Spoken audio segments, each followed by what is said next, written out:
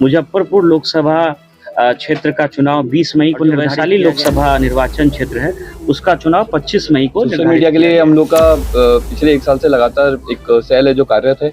उसके अलावा एक साइबर पुलिस स्टेशन का भी गठन किया गया है, जिसमें डीएसपी साइबर बहुत एक्टिवली जितने भी सोशल मीडिया पोस्ट है उनको मॉनिटर कर रही हैं और ये चीज़ अभी करने वाले हैं ताकि हर छोटी से छोटी चीज़ का लगातार मॉनिटरिंग की जाए। और लोगों को अतिरिक्त पुलिस बल भी, पैरामिलिट्री फोर्स भी हम लोगों को मिला है, वो भी जो है एरिया डोमिनेशन जो अतिरिक्त कार्य करना होता है विधि व्यवस्था को लेकर के स्थानीय पुलिस के साथ, वो लगातार हम लोग उसको सुनिश्चित। तो जैसा अभी डीएम सर ने भी बोला कि जो हेल्पलाइन या फिर जो भी एक नंबर एक अनाउंस किया गया है, उस पर जैसी कोई सूचना मिलेगी तो तुरंत प्रभाव से उस पर टीम के द्वारा मूवमेंट किया जाएगा और कार्रवाई। कंट्रोल रूम हमारा फंक्शनल हो जाएगा। टोल फ्री जो 1950 है वो हमारा पहले से फंक्शनल है, इसके अतिरिक्त भी हंटिंग लाइन के साथ, और जो टोल फ्री नंबर है, जो वेस्ट फोन का नंबर है, वो इमीडिएटली हम लोग जारी करेंगे।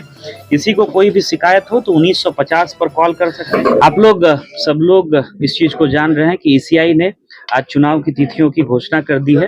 हम लोगों के जिले से संबंधित 2 लोकसभा क्षेत्र हैं।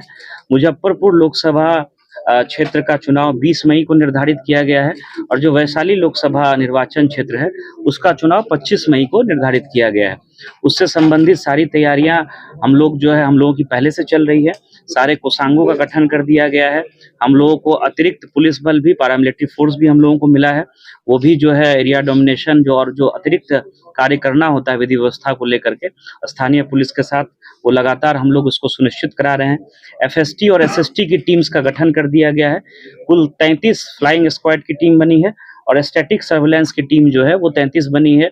9 स्थान पर हम लोग इंटीग्रेटेड चेक पोस्ट बना रहे हैं, वो पहले से ही हम लोगों का कार्यरत है, जहां शराब की चेकिंग होती है, और वहां सीसीटीवी कैमरा 24 घंटे कार्यरत रहता है।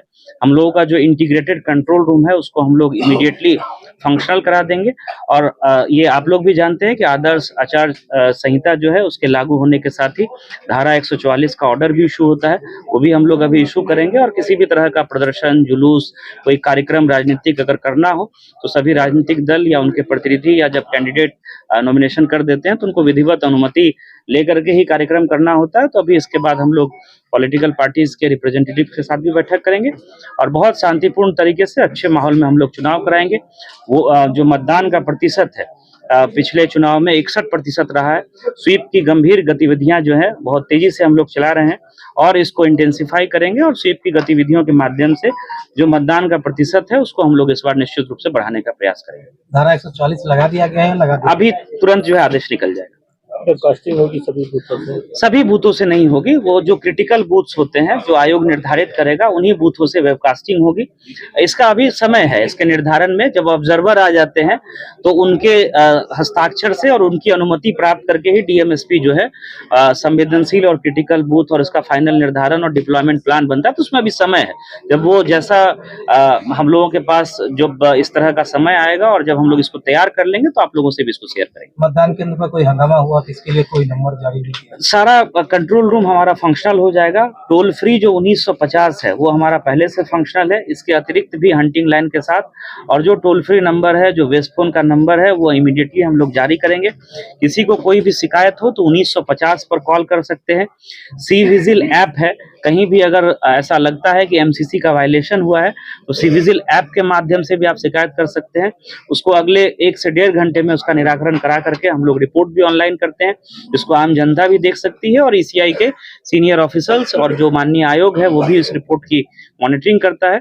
तो अभी आज चूंकि घोषणा हुई है, हम लोग जो है 1 से 2 दिन में पूरी व्यवस्था को, और जो 24 घंटे, 48 घंटे और 72 घंटे में जो काम करना होता है, जैसे बैनर, फ्लैक्स, पोस्टर, ये सारा लगा हुआ है, तो इसको भी हम लोगों को हटाना है। पॉलिटिकल पार्टीज के रिप्रेजेंटेटिव्स को भी हम लोग जो है एमसी से संबंधित जो आवश्यक दिशा निर्देश है आयोग का, वो भी हम लोग शेयर करेंगे, और बहुत अच्छे वातावरण में सारी चुनाव की प्रक्रिया को हम लोग संपन्न पर जमावड़ा जो रहता है उसके लिए कोई, वो बिल्कुल जो एमसीसी की गाइडलाइंस जो जारी हुई हैं, जो पहले से आयोग के द्वारा निर्धारित दिशा निर्देश है, उसका हम लोग अक्षरशः अनुपालन कराएंगे। सोशल मीडिया पर भ्रामक पोस्ट को लेकर के अगर कोई इस तरह का भ्रामक पोस्ट डालेगा तो उसमें कानूनी प्रावधान है और उसमें जो है एफआईआर दर्ज करके कठोर कार्रवाई सुनिश्चित की जाएगी। पहले से भी इसमें कई प्रावधान बने हुए हैं और अगर इलेक्शन से रिलेटेड किसी मिस इन्फॉर्मेशन के आधार पर कोई दुष्प्रचार करना चाहेगा तो उसमें जो आईपीसी के विभिन्न प्रावधान है, आईटी एक्ट का प्रावधान है और जो आरपी एक्ट है, तीनों के तहत कार्रवाई की जाएगी। Thank you. जिला प्रशासन पुलिस प्रशासन में क्या करेंगे? जैसा भी डीएम सर ने भी बताया कि जो भी हम लोग के प्रिपरेशंस हैं वो ऑलरेडी अंडर वे हैं और पुलिस की साइड से मैं चीज़ बोलना चाहूँगा कि हम लोग फुली प्रिपेयर्ड हैं।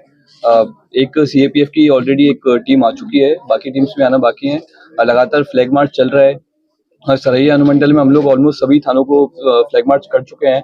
टाउन एरिया में भी हम लोगों ने कई सारे चेक पोस्ट आइडेंटिफाई किए हैं जिन पे जो 24/7 कार्यरत रहेंगे और लगातार वहाँ पे चेकिंग चलती रहेगी।